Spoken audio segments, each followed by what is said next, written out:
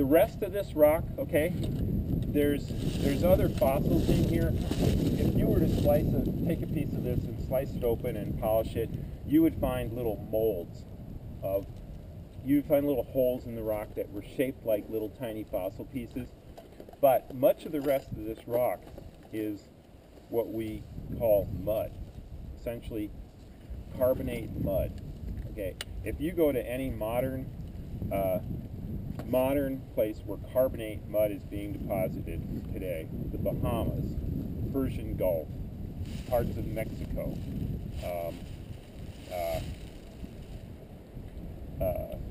parts of Australia, anywhere, 30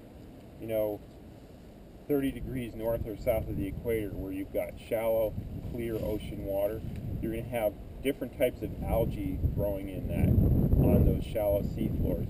And those algae, in their skeletons, they precipitate calcium carbonate in their skeleton.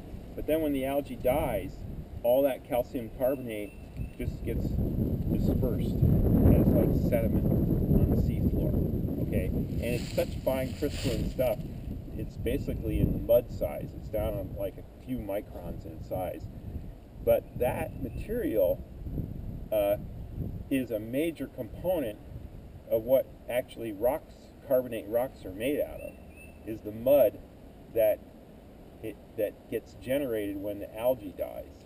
Okay, and so most of this rock here that doesn't really look like very much, the reason why it doesn't really look like very much is because it was originally composed of just these micron-sized calcium carbonate mud crystals.